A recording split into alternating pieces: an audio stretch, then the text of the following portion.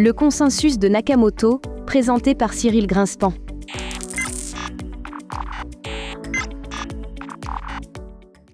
Le principe des attaques par rétention de blocs consiste, dans une première phase, à faire baisser la difficulté de minage, puis à en tirer profit pleinement dans un second temps. Ce qui peut naturellement rebuter le mineur ou le groupe de mineurs est le fait que cette stratégie n'est pas immédiatement rentable. Il faut accepter de perdre de l'argent dans la première phase avant éventuellement d'en tirer profit dans la seconde.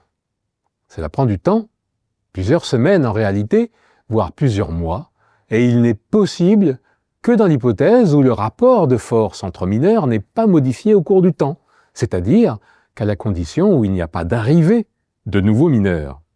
Cette dernière hypothèse est cependant problématique, car si effectivement le paramètre de difficulté baisse nettement, de nouveaux acteurs pourraient être attirés par cette opportunité. Quoi qu'il en soit, faisons maintenant l'hypothèse qu'il existe une crypto-monnaie fonctionnant comme Bitcoin, où les blocs sont validés en utilisant des preuves de travail faisant appel aux mêmes fonctions de hachage. Cela peut être un fork de Bitcoin comme Bitcoin Cash ou Bitcoin SV. À chaque instant, le mineur a le choix entre miner sur Bitcoin ou sur un de ses concurrents. En période d'équilibre, miner sur Bitcoin ou sur ce fork est économiquement équivalent. Si le mineur emploie sa puissance de hachage sur Bitcoin, la compétition entre mineurs y étant particulièrement rude, il va valider en moyenne moins de blocs que s'il minait sur Bitcoin Cash, par exemple. Mais le taux de change est plus avantageux, de sorte que, au final, si l'on fait le bilan en dollars ou en euros, cela revient au même. Le taux de rendement par unité de temps converti en dollars ou en euros est le même sur un réseau comme sur l'autre. Reconsidérons maintenant la stratégie d'attaque en 2 temps de rétention de blocs décrite plus haut. Celle-ci peut être améliorée si l'on s'autorise temporairement à miner ailleurs que sur Bitcoin. En effet, afin de faire baisser la difficulté dans une première phase, le mieux consiste simplement à se retirer complètement du réseau et à aller miner ailleurs. Il s'agit en quelque sorte d'une stratégie de désertion. C'est la méthode la plus radicale pour faire baisser la difficulté. D'autant plus qu'en allant miner ailleurs, on ne perd pas d'argent. Ceci donne une stratégie d'attaque dite par saut de chaîne. Le mineur mine tantôt sur Bitcoin, tantôt sur l'un de ses forks. Les changements de chaîne se font à chaque fois qu'a lieu un ajustement de difficulté sur le réseau Bitcoin. Reprenons des notations classiques. Notons P, la puissance de hachage des honnêtes mineurs, et Q, celle du mineur, l'attaquant, avec P plus Q égale 1. Posons également N0 égale 2016 et taux0 égale 10 minutes. À chaque saut de chaîne, nous allons calculer la différence entre ce que gagne le mineur qui adopte cette stratégie et ce qu'il aurait pu gagner dans le même temps s'il avait miné sur le réseau Bitcoin, depuis le début, en restant honnête. Notons formellement delta cette différence. Au moment du premier ajustement de difficulté, la différence est nulle, car il est économiquement équivalent de miner sur Bitcoin Cash ou sur Bitcoin, delta égale 0. Puis, les honnêtes mineurs ayant été les seuls à miner durant cette première phase sur le réseau Bitcoin, le paramètre de difficulté baisse d'un facteur 1 sur P. Le mineur les rejoint alors dans une seconde phase et mine honnêtement.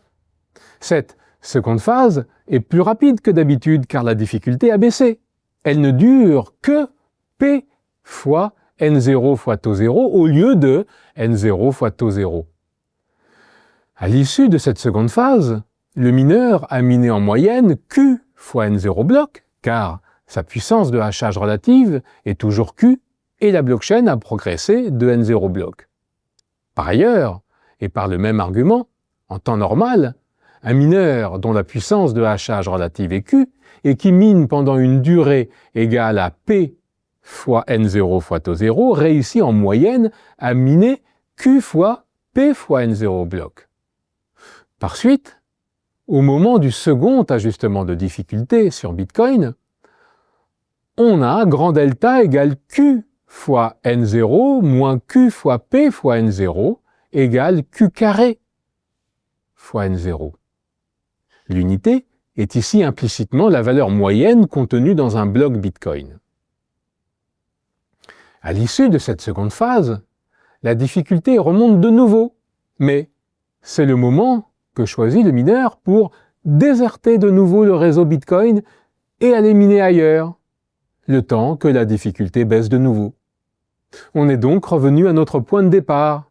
C'est la fin d'un cycle, particulièrement long, et le début d'un autre, pour cette stratégie dite de saut de chaîne. Par suite, la fonction qui donne grand delta, en fonction du temps, est linéaire par morceau, et nulle à chaque fois que le mineur mine sur un fork de Bitcoin. Nous avons représenté le graphe de grand delta. Le point d'abscisse n sur le graphe correspond à l'instant où a lieu le nème ajustement de difficulté sur Bitcoin.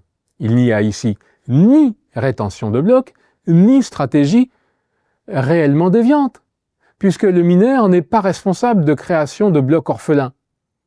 Il se contente de miner honnêtement, tantôt sur Bitcoin, tantôt sur l'un de ses forks. Pourtant, cette stratégie est beaucoup plus nocive, car bien plus performante. Pour l'éviter, il faudrait pouvoir éviter que les mineurs fassent des allers-retours entre Bitcoin et ses forks. Ce serait le cas si des ajustements de difficulté avaient lieu à chaque bloc en fonction du temps mis pour valider le dernier bloc. Mais cela pourrait entraîner d'autres problèmes, notamment de double dépense. Bref, le problème de la recherche du meilleur algorithme d'ajustement de difficulté sur Bitcoin n'est pas clos.